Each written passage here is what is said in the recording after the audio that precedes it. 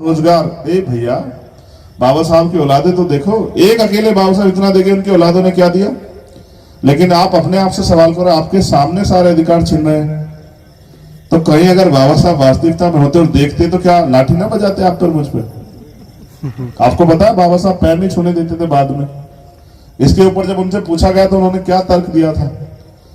जब बाबा साहब अपने घर पर बैठते थे मुंबई में ऐसे चेयर पे, तो एक लाठी रखते थे अपने पास और उनके अनुयायी जब पैर छूते थे लाठी को उनकी कमर में मारते थे। किसी ने उनसे पूछा, पत्रकार ने, बाबा साहब ये तो आपसे प्यार करते हैं, आपका सम्मान करते हैं, आपका पैर छू रहे हैं, आप क्यों मारते हैं? बोले पैर वैर नहीं छूते हैं, ये आज भी चाहते हैं कि इनकी लड़ाई डॉक्टर अंबेडकर लड़े। ये आज अपने आप आज भी कुछ नहीं करना चाहते, इसलिए मेरे पैर छू के एहसास कराते हैं कि जब तक आप में आखिरी सांस से लड़ते रहो हमारे लिए, हमें अपना काम करने दो। इसलिए बाबा साहब अम्बेडकर ने कहा मैं इनको एहसास कराना चाहता हूं। आप 18 मार्च 1956 की बाबा साहब आगरा आए थे। आप समझते हो ना आगरा कहाँ है? उत्तर प्रदेश। आगरा को कैसे जानते हैं आप लोग? ताजमहल। ताजमहल तो है, लेकिन मैं आपको बताते हुए गौरवान्वित हो रहा हूं कि आगरा राजधानी है हमारी, आर्थिक राजधानी। वहां हम पे अपना रोजगार है, वहां हमारी फैक्ट्रियां हैं, कहीं नहीं होंगे आप देखना जाके, आगरा में है। बाबा साहब का एक भाषण हमारे तमाम नेता बार बार कहते हैं कि बाबा साहब ने उस मंच से रोते हुए कहा था कि मुझे मेरे पढ़े लिखे लोगों ने धोखा दिया। ये आपने सुना है नहीं सुना है? हाँ, बहुत अच्छी बात, सुना है। अब सुनो, असल ये बात बाबा साहब ने इसलिए की कि जिन लोगों को उन्होंने पढ़ने के लिए भेजा विदेश में कि वो आके समाज के लिए कुछ काम करेंगे, उनमें से 95% लोग वहीं रह गए, 1-2 लोग वापस आए। इसलिए बाबा साहब ने कहा कि मुझे मेरे पढ़े लिखे लोगों ने धोखा दिया है। लेकिन बाबा साहब ने और कुछ भी कहा। विनोद, तुम जरूर सुनना छोटे भाई, जो बात मैं अभी कह रहा हूं। जब तुम स्पीच दे रहे थे मैं सुन रहा था, तो बाबा साहब ने ये बात कही जब तुम ये बता रहे थे कि बाबा साहब रात में जाग रहे थे और बाबा साहब ने कहा मेरा समाज सो रहा। तो बाबा साहब ने तुम्हें क्या कहा ये भी जान लो। बाबा साहब ने कहा कि मैं बूढ़ा हो गया हूं, बीमार रहता हूं, मैं भी चैन से मरना चाहता हूं, लेकिन जब मैं अपने आसपास देखता हूं तो मुझे एक भी नौजवान ऐसा नहीं दिखाई देता जो इस आंदोलन की टूपी तंबू का बंबू बन के इस आंदोलन को आगे बढ़ा सके। अगर कोई ऐसा नौजवान एक भी खड़ा हो जाए ईमानदारी से इस आंदोलन को आगे बढ़ाने के लिए, तो डॉक्टर अंबेडकर भी चैन से मर सके। क्योंकि मैं जो करना चाहता था अपने समुदाय के लिए, वो उसका 10% हिस्सा भी नहीं कर पाया। अभी बहुत सारा काम बाकी है। अब मैं शहरों को छोड़ के गांव की तरफ निकलूंगा, गांव में जाके लोगों को जागरूक करूंगा। ये बात उन्होंने मेरे, आपके और उस समय के तमाम युवाओं के लिए कही थी। आज युवा तो जिम्मेदारी है कि वो बाबा साहब अम्बेडकर की इस बात को समझे। मैंने तो समझ ली और मैं इस बात को रोज रोज बताता घूमता हूं सब लोगों को कि बाबा साहब चाहते थे कि नौजवान अपने आंदोलन को आगे बढ़ाने के लिए तैयार हो। आप ये सोचो मेरे प्यारे भाइयों, जो व्यक्ति सुबह मजदूरी करने के लिए जाता है, अगर मजदूरी करने ना जाए तो उसके बच्चों का पेट भी ना पले, उनके घर में आटा भी ना आए, क्या वो आंदोलन चला सकता है? आंदोलन कौन लोग चला सकते हैं? आंदोलन वो लोग चला सकते हैं जिनके घर में कुछ टाइम का आटा रखा हुआ, वही तो समय निकाल सकते हैं।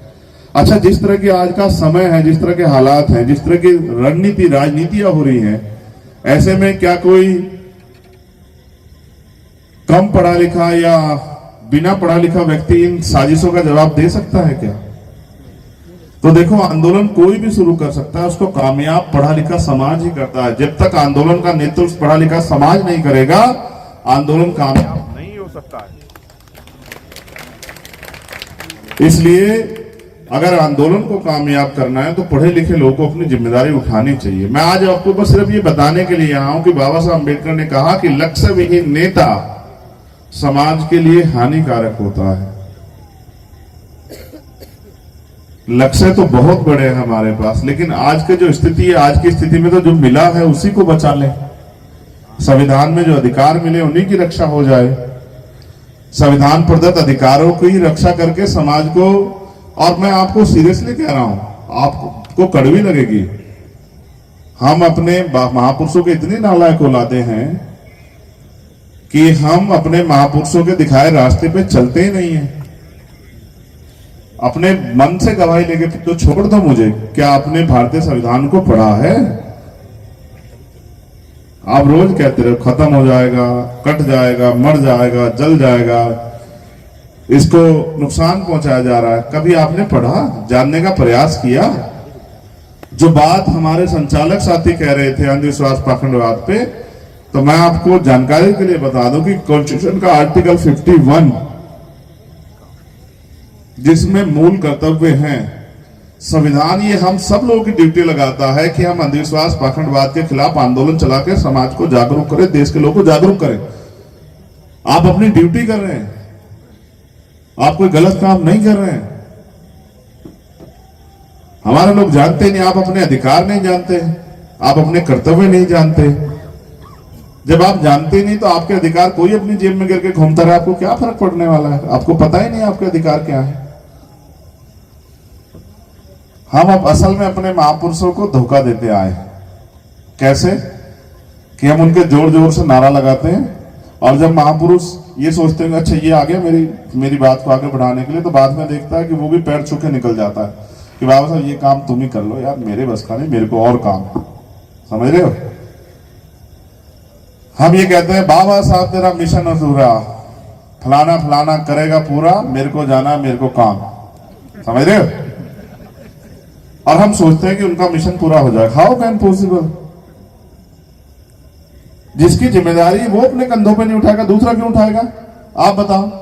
बाबा साहब अम्बेडकर के सपनों का भारत बने, ये दूसरे क्यों चाहेंगे? जो लोग बाबा साहब की मूर्तियों से नफरत करते हैं, देखते ही तोड़ देते हैं, मौका मिलते ही अपमानित कर देते हैं, जूता टांग देते हैं। जो चलो छोड़ो बाबा साहब को, बाबा साहब है, उनकी बात क्या कर रहे हैं? आप मुझे बताओ, कब तक हम लोग गिनाते रहेंगे नौजवान साथियों कि बाबा साहब ने ये किया, बाबा साहब ने वो किया, बाबा साहब ने ये थे, बाबा साहब। हमें भी तो कुछ करके दिखाना चाहिए, नहीं दिखाना चाहिए? बताओ, क्या हम उनको गिनाने के लिए ही हैं? हमें किस बात का गर्व होना चाहिए अपने ऊपर? हमें नहीं गर्व होना चाहिए कि हम बाबा साहब के आंदोलन को कामयाब हमने ये करके दिखाया, बाबा साहब की वजह से हमने ये करके दिखाया। हम पे भी तो कुछ होना चाहिए ना कहने के लिए।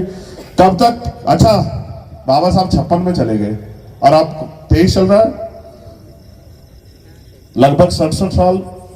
अब तक हम यही गिना रहे हैं ना। कितनी पीढ़ियों ने गिनाया बाबा साहब ने ये किया, बाबा साहब ने वो किया। एक अकेले रहबरे आजम, जिनको जितना साधु कहा जाए, संत कहा जाए, नेता कहा जाए, नायक कहा जाए, एक अकेले महानायक और काशीराम साहब, जिनको ये कह सकते हैं कि उन्होंने कुछ किया। बाकी सब लोगों को यही कहेंगे, सब लोग, हर आदमी स्पीच में कहा बाबा साहब संविधान, बाबा साहब शिक्षा, बाबा साहब आरक्षण, बाबा साहब ये, बाबा साहब वो, बाबा साहब रोजगार। ए भैया, बाबा साहब की औलादे तो देखो। एक अकेले बाबा साहब इतना देखे, उनकी औलादों ने क्या दिया? लेकिन आप अपने आप से सवाल करो, आपके सामने सारे अधिकार छीन रहे हैं। तो कहीं अगर बाबा साहब वास्तविकता में होते और देखते तो क्या लाठी ना बजाते आप पर, मुझ पर? आपको पता है बाबा साहब पैर नहीं छूने देते थे बाद में। इसके ऊपर जब उनसे पूछा गया तो उन्होंने क्या तर्क दिया था?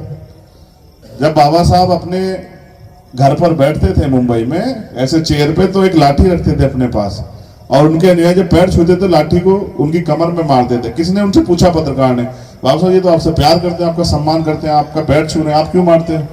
बोले पैर वैर नहीं छूते हैं, ये आज भी चाहते हैं कि इनकी लड़ाई डॉक्टर अंबेडकर लड़े। ये आज अपने आप आज भी कुछ नहीं करना चाहते, इसलिए मेरे पैर छू के एहसास कराते हैं कि जब तक आप में आखिरी सांस है लड़ते रहो हमारे लिए, हमें अपना काम करने दो।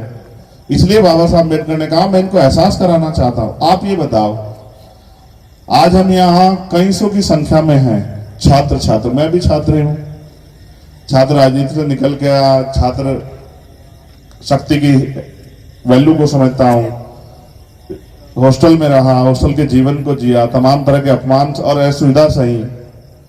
क्या है आपके हॉस्टल में? कभी कभी ऐसा होता होगा पानी भी नहीं मिलता होगा, क्या मैं नहीं जानता? कभी कभी बिजली चली जाती है, मुझे नहीं पता लाइट की व्यवस्था उस तरह से है या नहीं है।